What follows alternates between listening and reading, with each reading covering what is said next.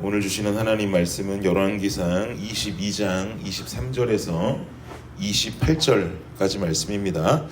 좀 긴 말씀이지만 우리 한 목소리로 함께 읽겠습니다. 시작. 이제 여호와께서 거짓말하는 영을 왕의 이 모든 선지자의 입에 넣으셨고 또 여호와께서 왕에 대하여 화를 말씀하셨나이다. 그나 아나의 아들 시드기야가 미가야의 뺨을 치며 이르되 여호와의 영이 나를 떠나 어디로 가서 내게 말씀하시더냐. 미가야가 이르되 내가 골방에 들어가서 숨는 그날에 보리라.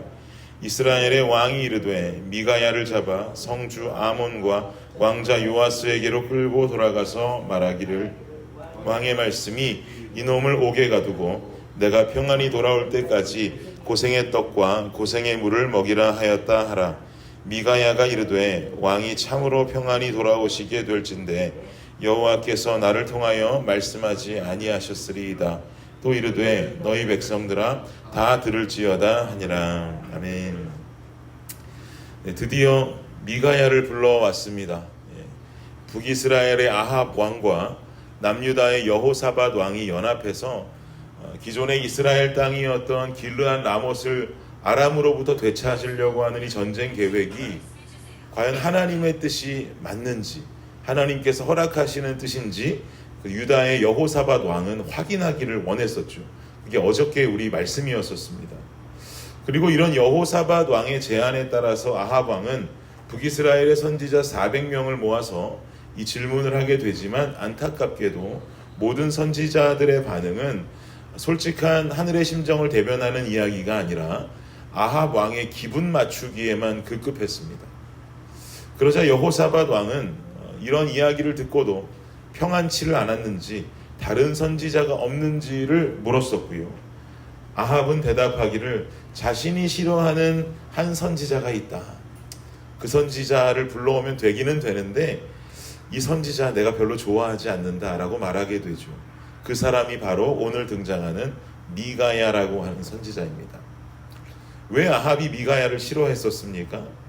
어저께 말씀 함께 기억해 보면 미가야라고 하는 선지자 하나가 있는데 이 사람은 내가 듣기 싫은 소리만 한다는 거예요. 내가 듣고 싶은 이야기는 하지 아니하고 내가 듣기 싫은 이야기만 하니 나는 그 사람이 하는 얘기는 싫고 그 사람조차 싫습니다라고 어제 본문에서 이야기했던 것을 여러분 기억하실 것입니다. 이 말을 다시 해석하면 아합 왕은 늘 자신이 듣기 좋은 이야기하는 선지자들만을 좋아했다는 것이죠. 그러니 자신이 먼저 불러 모았던 400여 명의 선지자들이 아합의 기분 맞추기만 급급했던 이유가 여기서 드러나는 것입니다.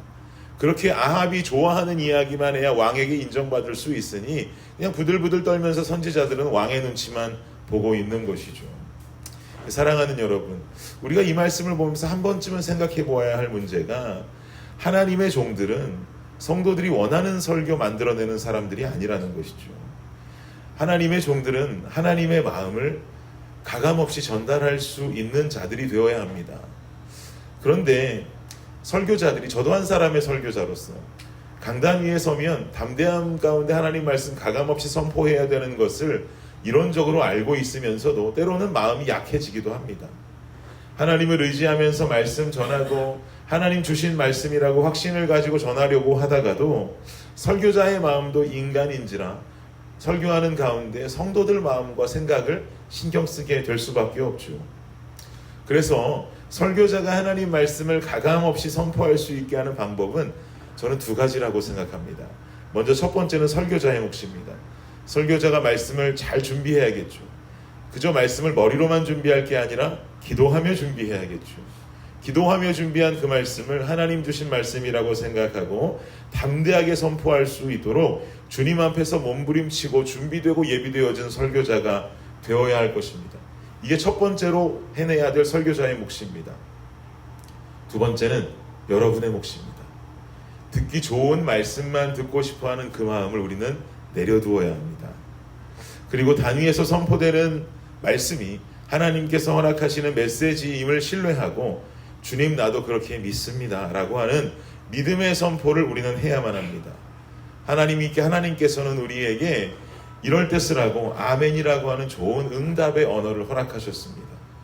말씀의 시간을 통해서 제 설교자의 입술은 담대히 하나님 말씀을 선포하고, 성도된 여러분의 입술은 믿음의 선포로 그 말씀에 아멘으로 화답하는 시간이 되어야 할 줄 믿습니다. 그러면 설교자가 엉뚱한 생각할 수가 없죠.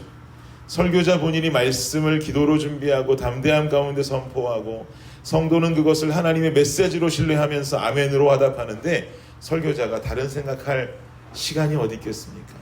저는 제 임무 잘 지키고, 여러분은 여러분의 임무 잘 지키면서 하나님의 말씀이 어떤 말씀이든지, 회개의 말씀이든지 경고의 말씀이든지 심판의 말씀이든지 축복의 말씀이든지 어떤 종류의 말씀이 전해져도 우리에게는 달고 오묘하게 다가와서 내 삶을 이끌어갈 수 있기를 예수님의 이름으로 축복합니다.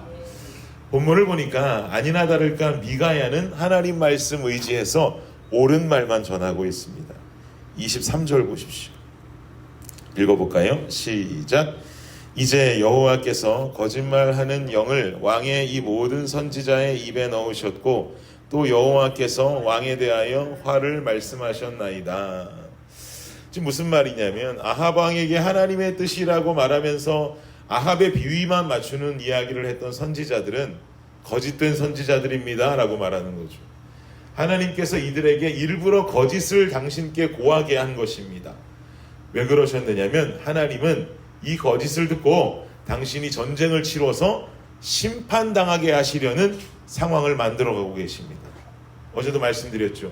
여호사밧 남유다 왕의 이름이 등장하면서 심판의 복선을 깔고 있다 그랬습니다. 여호사밧의 뜻은 하나님은 심판하신다라는 뜻을 가지고 있는 이름이다라고 어제 말씀드렸었죠. 이러한 발언을 미가야가 담대하게 전하자 24절 보십시오. 한번 읽어볼까요? 시작. 그나아나의 아들 시드기야가 가까이 와서 미가야의 뺨을 치며 이르되, 여호와의 영이 나를 떠나 어디로 가서 네게 말씀하시더냐. 아합에게 거짓 예언을 했던 한 선지자 중 한 사람이 미가야의 뺨을 때려버립니다. 그리고 어디서 말도 안 되는 소리를 하느냐, 여호와의 영이 내게 있는데 나를 떠나 어디로 가서 너에게 말씀하시냐, 어디 그런 말을 할 수 있느냐라고 하면서 미가야의 뺨을 때려버리고 화를 내는 것이죠. 이런 상황에도 미가야는 굴하지를 않습니다. 25절 보면, 저는 참 25절의 말씀이 멋진데요. 함께 읽어볼까요? 시작. 미가야가 이르되 네가 골방에 들어가서 숨는 그날에 보리라. 전혀 굴하지 않죠. 그리고 이어지는 아합 왕의 모습도 여전히 미가야의 경고를 따르지 않는 모습을 보입니다. 아합 왕이 어떻게 반응하는가? 우리 27절 한번 읽어볼까요? 시작. 말하기를 왕의 말씀이 이놈을 옥에 가두고 내가 평안히 돌아올 때까지 고생의 떡과 고생의 물을 먹이라 하였다 하라. 완전히 정신 못 차리고 계속해서 미가야를 본인이 심판하는 이런 말도 안 되는 일을 벌이고 있습니다. 그리고는 이어지는 28절을 보니까 미가야가 이르되 왕이 참으로 평안히 돌아오시게 될진데 여호와께서 나를 통하여 말씀하지 아니하였으리이다. 또 이르되 백성들아 다 들을지어다 아니라 라고 말하면서 지금 실제로 아합에게 임하는 심판의 메시지를 그 뒤에 이어서 전달하게 되죠. 사랑하는 여러분, 우리 신앙생활 하면서요 잘 들어야 됩니다. 우리 귀로 들어야 되고 마음으로 받아야 됩니다. 그리고요 말씀을 듣고 잘못이 깨우쳐진다면 자존심 부릴 게 아니라 우리는 얼른 하나님께로 내 인생을 돌이킬 수 있는 것, 이게 용기이고 이게 믿음인 줄을 믿습니다. 지금 아합과도 같이 아무리 경고를 전해도, 아무리 하나님 뜻에 서서 하나님 편에 서서 옳은 말을 하는 선지자가 지금 가감없이 담대하게 선포한다 할지라도 듣는 자의 귀가 열려있지 아니하고 마음이 열려있지 않으면 그 사람에게 있어서 변화라는 건 없는 것이죠. 여기서 변화되어져야 지금 뭔가 하나님께서 이 사람을 다시 쓸까 말까 하는 이런 위기의 상황 속에 처해 있는데 상황을 모르고 주님의 뜻을 받아들이지를 않으니 결국은 버림받게 되고 처절하고 안타깝게도 죽게 되는 그런 모습까지 보이게 되는 것입니다. 성경에 나오는 하나님의 성품은요, 우리가 죄 짓기 전부터 죄를 경고하시는 분입니다. 에덴 동산 중앙에 나무 실과가 하나 있는데 그 나무의 실과는 먹지 말아라 라고 말씀하셨죠. 선악과를 세워두시고는 선악과를 먹지 말라고 경고하셨습니다. 그 죄를 지을까봐, 사람들이 선과 악을 알게 하는 그 나무의 실과를 아담과 하와가 먹을까 봐서 먹지 말아라고 미리 경고하신단 말이죠. 우리에게도 마찬가지입니다. 말씀을 통해서 너희는 이렇게 살지 말아라, 너희는 저렇게 살지 말아라고 하면서 우리에게 여러 가지 삶의 잘못된 것을 금하시고 죄에 따른 대가가 있다는 것을 계속해서 경고해 주십니다. 그리고 사랑하는 당신의 백성들이 죄 짓지 않기 원하시죠. 그러나 백성들이 하나님의 말씀을 듣지 않고 끝까지 죄를 짓는 삶을 살아가면 그 다음 하나님의 반응은 경고를 받아들이지 않은 백성들이기 때문에 바로 심판을 행하시는 것이 아니라 죄악을 일으킨 백성들을 향하여서 하나님의 심판의 메시지를 전하면서도 내게로 돌아와라, 내게로 돌아오라라고 하는 회심의 메시지를 늘 함께 던지십니다. 이것이 바로 하나님의 사랑입니다. 사랑하는 여러분, 말씀을 통해서 우리는 잘 들어야 합니다. 그리고 잘못됨이 있다면 주님께로 돌아가야 합니다. 귀를 열고 마음으로 받고 삶으로 돌이켜내야 하는 것입니다. 이것이 바로 하나님께서 원하시는 성도의 삶의 모습입니다. 이것은 굉장히 본질적인 모습이고 우리가 살아내야만 하는 모습이 될 것입니다. 오늘도 이 성도의 삶을 이 세상을 살아가시면서 잊지 아니하고 늘 기억하시면서 하나님 말씀에 귀를 열고 마음을 열고 삶으로 살아내고 잘못된 것이 있다면 돌이키고 다시금 주님 앞에 결단하고 또 그러다가도 넘어지면 또다시 돌이켜 주님 앞에 결단하고 그러다가도 또 넘어지면 다시금 주님 앞에 돌이켜 결단하는 이 삶의 모든 일련의 상황들이 이게 믿음 생활입니다. 이 믿음 생활과 신앙 생활을 올바르게 주님 떠나지 아니하고 오늘도 승리하며 살아갈 수 있는 저와 여러분의 올바른 삶이 되시기를 예수 그리스도의 이름으로 축복합니다. 함께 기도하시겠습니다. 주님 감사합니다. 우리에게 오늘 아침에도 깨달음을 허락하여 주시니 감사합니다. 우리는 하나님 말씀으로 받아야 합니다.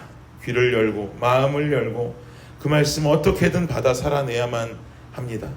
설교자 된 저는 제 역할 잘 감당하고 성도된 성도들의 삶은 성도된 임무를 잘 감당케 하여 주시옵소서.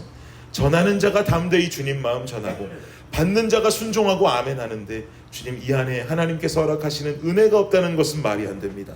주님께서 허락하시는 반드시 은혜가 있고 은혜가 있다면 결단이 있고 결단이 있다면 변화되어지는 살아있는 신앙이 있는 아버지 우리 모든 블레싱 교회 성도들의 삶이 되게 하여 주시옵소서.